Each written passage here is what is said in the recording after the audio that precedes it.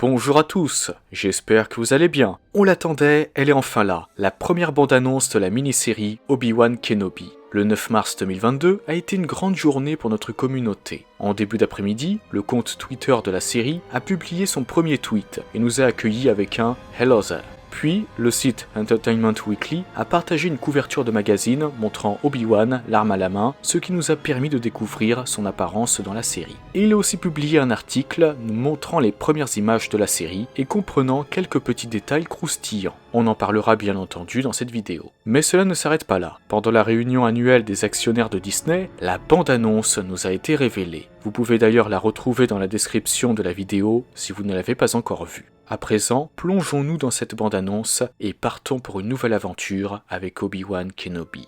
La bande-annonce débute sur Tatooine avec Obi-Wan chevauchant un Néopi, comme nous avons pu le voir sur un des concept art qui nous avait déjà été montré. Une image dévoilée par EW le montre également en train de caresser les Hopi. Nous les voyons ensuite dans une ville de Tatooine. Seul Obi-Wan est présent par la suite et il semble être entouré d'ouvriers. Puis, nous revoyons Obi-Wan et son Néopi dans le désert, et juste après, le Jedi observe de loin la ferme des Lars. Owen et Beru sont présents, ainsi qu'un jeune Luke Skywalker. Pendant toutes ces scènes, nous entendons Obi-Wan dire « La guerre est terminée, nous avons perdu, c'est-à-dire les Jedi, reste cachés ». On peut également noter que ce qui semble être une grotte se trouve derrière lui. Une autre image de EW nous montre Obi-Wan devant un futon dans une grotte. On peut supposer qu'il va vivre là pendant un temps pour être au plus proche de la famille Lars et la surveiller. D'après Ewan McGregor, l'acteur d'Obi-Wan, nous retrouverons au début de la série un Obi-Wan brisé, désabusé et épuisé. Obi-Wan est perdu. C'est un homme brisé après ce qui s'est passé avec l'Ordre Jedi à la fin de l'épisode 3, mais aussi après ce qui s'est passé avec Anakin qui a basculé du côté obscur. Il ressent une énorme responsabilité pour cela et de la culpabilité. Par ailleurs, Joby Harold, le scénariste de la série, a déclaré ceci. La dernière fois que nous avons vu Obi-Wan dans la prélogie, il était très émotif. C'est quelqu'un d'enthousiaste. Et quand on le revoit dans Un Nouvel Espoir, c'est un maître calme et serein. C'était l'histoire que je voulais comprendre. Ce qui était arrivé à Obi-Wan entre l'homme qu'Ewan avait incarné dans la prélogie et celui auquel Sir Alec Guinness a donné vie. Par la suite, un vaisseau se dirige vers un bâtiment au beau milieu d'un océan. Ce n'est pas la première fois que nous voyons ce vaisseau. Il s'agit du vaisseau d'un nouvel inquisiteur dont je vous parlerai plus tard. Mais ce n'est pas tout. La scène se déroule sur un monde océanique et ce n'est pas la première fois que nous voyons ce lieu. Il s'agit de la forteresse Inquisitorius de Noor, une lune océanique se trouvant dans le système Mustafar. Tandis que nous assistons à cette scène et à celles qui suivent, nous entendons le grand inquisiteur dire « Le secret lorsque l'on traque les Jedi, c'est la patience. Les Jedi ne peuvent échapper à leur nature. Leur compassion laisse toujours une trace. Le code Jedi est leur fardeau. Il n'a pas d'autre choix. » Il fait probablement référence à Kenobi que les inquisiteurs cherchent à débusquer. Et le personnage fait ensuite son apparition sur Tatooine. Il est ici joué par l'acteur Rupert Friend. Le cinquième frère, joué quant à lui par Sung Kang, se trouve derrière lui, sur sa droite. Le grand inquisiteur fait face à un autre personnage dont nous ne voyons que l'arrière de la tête. Celui-ci a ce qui semble être une casquette sur la tête. Il s'agit donc peut-être d'un officier impérial que le grand inquisiteur va interroger pour en apprendre plus sur le Jedi de la planète Obi-Wan, comme il avait fait avec Rey Sloane dans le comics Kanan Premier Sang. Et si c'est bien le cas, cela voudrait dire que la scène se déroule après celle avec la nouvelle inquisitrice sur Tatooine, dont je vous parlerai plus tard. Dans le roman Ahsoka, le grand inquisiteur se rend sur Rada à la toute fin du roman, après la défaite du sixième frère et l'évacuation d'Ahsoka et des habitants hors de la Lune. Dans la série, avant la fuite d'Obi-Wan, on peut supposer que la nouvelle inquisitrice a pu confirmer qu'il y a bel et bien un Jedi sur place, et que ses collègues ont décidé de la rejoindre pour en apprendre le plus possible avant de le traquer, et ce, en interrogeant les officiers impériaux présents comme l'avait fait le sixième frère dans le roman Ahsoka. Un train se déplace dans le désert. Obi-Wan est à son bord, avec, semble-t-il, les autres personnages apparus précédemment. On peut ainsi supposer qu'Obi-Wan va chercher du travail pour survivre sur Tatooine. Cela me rappelle d'ailleurs la scène du train de la guilde des ferrailleurs dans Jedi Fallen Order. Par la suite, nous sommes dans une salle de réunion au sein de la forteresse de l'Inquisitorius sur Noor. On remarque d'ailleurs qu'elle se trouve dans la partie submergée de la forteresse. 2 Stormtroopers gardent l'entrée, tandis que 3 inquisiteurs sont réunis, le cinquième frère étant dos à nous, et 2 nouvelles inquisitrices, une humaine et une autre ayant des sortes de tentacules derrière la tête. Retour sur Tatooine avec quelqu'un qui semble avoir été pendu ou maintenu en l'air à l'aide de la Force, et ce, sous les yeux des habitants de la planète. Une des inquisitrices présentes sur Noor apparaît ensuite, sabre laser en main. Cette inquisitrice se nomme Reva, et c'est aussi la troisième sœur de l'Inquisitorius, comme nous l'explique le site officiel de Star Wars.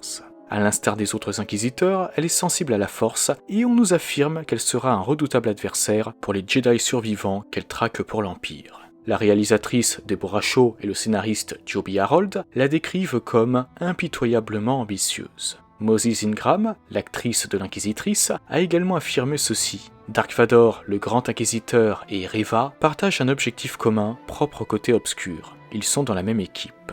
À un certain moment, Owen Lars, joué par Joel Edgerton, comme c'était le cas dans la prélogie, va d'ailleurs lui faire face, comme vous pouvez le voir sur cette image. Une image montrant certainement ce qui se déroule après cette scène de la bande-annonce. Cependant, cette inquisitrice n'est probablement pas sur Tatooine par hasard. Elle a dû recevoir des rapports provenant de cette planète qui affirment que quelqu'un a été vu en train d'utiliser la Force, sans pour autant que les gens l'ayant signalé connaissent l'identité de cet utilisateur de la Force. C'est ce qui pourrait la pousser à se rendre sur Tatooine, à la manière de la deuxième sœur et la neuvième sœur qui s'étaient rendues sur Bracca après qu'un droïde sonde a vu un des ferrailleurs utiliser la Force, ou comme le sixième frère qui était allé sur la lune Rada, car des impériaux avaient affirmé qu'une Jedi était sur place. La troisième sœur irait sur Tatooine pour enquêter et pousser le Jedi à se montrer en s'en prenant aux habitants de la planète. On en arriverait alors à la fameuse scène avec l'Inquisitrice et Owen Lars.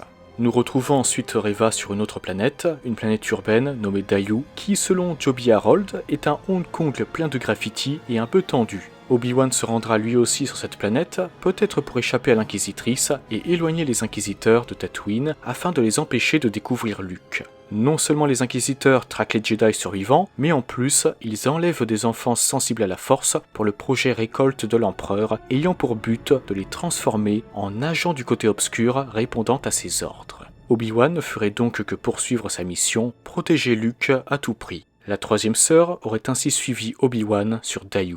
Le vaisseau de la troisième sœur atterrit sur Tatooine et un officier impérial joué par Indira Varma se déplace sur une planète avec de la végétation. L'autre inquisitrice vue sur Noor fait ensuite son retour. Elle fait face à plusieurs habitants de Daiyu mis en rang. Nous avons là une scène très similaire à celle sur Bracca avec les deux inquisitrices dans Jedi Fallen Order. Nous retrouvons ensuite Obi-Wan encapuchonné qui marche dans les rues de la ville. Un droïde fait face à un Stormtrooper. Des lettres en orébèche sont présentes sur son corps. Les trois premières sont N-E-D. Concernant les deux autres, ce sont peut-être des chiffres, des 1 à mon avis. Le droïde pourrait donc s'appeler Ned 11. Que ce soit ça ou pas concernant les deux derniers chiffres ou lettres, c'est sûr que ça commence par Ned. Donc, bienvenue dans Star Wars, Ned Flanders. Le Stormtrooper quant à lui tient ce qui ressemble à un marteau. Nous revoyons ensuite brièvement la troisième sœur avant de retrouver le grand inquisiteur qui se sert de son sabre laser rotatif pour obliger quelqu'un à lui révéler où se trouve la personne qu'il recherche, probablement Obi-Wan. On peut remarquer que l'homme à qui fait face le grand inquisiteur a des implants cybernétiques à l'arrière de la tête.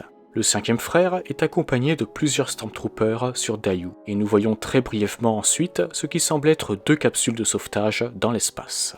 Sur Tatooine, la troisième sœur s'apprête à s'en prendre à un homme après avoir allumé son sabre laser. Une personne dont nous ne voyons que la main touche à un dessin représentant le symbole de l'ordre Jedi, qui semble avoir été en partie effacé. Cette personne a l'air d'avoir une épaulette et une main gantée, donc peut-être qu'il s'agit de la troisième sœur. En parlant de la troisième sœur, nous la voyons faire face à un individu armé d'un blaster dans une ruelle. Nous assistons d'ailleurs ensuite à un échange de coups de feu entre au moins 3 individus sur Daiyu. Celui au premier plan m'a l'air d'être Obi-Wan, les cheveux et la tenue semblent correspondre. Si c'est bien le cas, on pourrait se demander pourquoi il n'utilise pas tout simplement son sabre laser pour envoyer les tirs. Mais je pense que c'est en réalité assez logique. Obi-Wan est traqué par les inquisiteurs et utiliser son sabre laser attirerait tout de suite l'attention sur lui. Il vaut mieux qu'il se serve d'un blaster pour se défendre et qu'il n'utilise son sabre laser qu'en tout dernier recours contre des inquisiteurs par exemple. Quant aux adversaires d'Obi-Wan, comme je viens de le dire, je suppose que c'est lui, on n'en voit qu'un des deux. C'est très compliqué de se donner une idée de ce à quoi il ressemble, mais apparemment, il a une armure ou une tenue noire. Et regardez un peu sa posture, ça ne vous rappelle pas quelque chose? Personnellement, ça me fait penser au commandant Purge Trooper de Jedi Fallen Order quand il nous tire dessus. On a des inquisiteurs dans la série, donc il n'est pas impossible qu'ils soient accompagnés de Purge Troopers et qu'Obi-Wan doivent les affronter eux aussi. On peut également voir des oiseaux verts s'envoler sur Dayu, mais je ne pense pas que ce soit très important. Pour finir, nous voyons Obi-Wan sur Tatooine qui semble regarder quelque chose avec tristesse ou profondément réfléchir à ce qu'il devrait faire. Peut-être que c'est lors de cette scène qu'il décidera de quitter Tatooine. Et nous entendons à la fin la respiration de Vador. Et c'est là-dessus que se termine la bande-annonce et également mon analyse de celle-ci. Mais avant de nous quitter, sachez qu'une nouvelle image a été révélée jeudi, la cerise sur le gâteau. Nous y voyons Dark Vador venant de sortir de sa Kufra Bacta à l'intérieur de son château sur Mustafar. Hayden Christensen, l'acteur de Vador dans la série, a cependant gardé le secret sur la possibilité de voir le Seigneur Sith sans son masque dans la série. Mais il nous a tout de même promis que nous allons y voir un Vador très puissant. D'après le scénariste de la série, l'ombre de Vador plane sur une grande partie de ce qui a été fait dans la série. Et le degré de proximité du personnage avec cette ombre est quelque chose que nous découvrirons. Mais il fait partie intégrante de la série sur le plan émotionnel pour Obi-Wan, et peut-être plus. Voilà tout ce que nous savons pour l'instant sur la mini-série Obi-Wan Kenobi qui débutera le 25 mai sur Disney+, et se déroule 10 ans après la revanche des Sith, en 9 avant bataille de Yavin. En tout cas, sachez qu'une autre interview avec Ewan McGregor, Hayden Christensen, Moses Ingram et bien d'autres a également été partagée jeudi par Entertainment Weekly. Certaines des informations dont je vous ai fait part proviennent d'ailleurs de cet article. N'hésitez pas à y jeter un petit coup d'œil. N'hésitez pas également à me donner votre avis sur la bande-annonce, à me partager vos théories et vos prédictions sur la série, ainsi qu'à me dire si vous avez d'autres idées concernant certains passages de la bande-annonce. C'est avec plaisir que j'en discuterai avec vous. Sur ce, je vous souhaite une excellente journée ou une excellente soirée, que la force soit toujours avec vous, et moi je vous dis bye.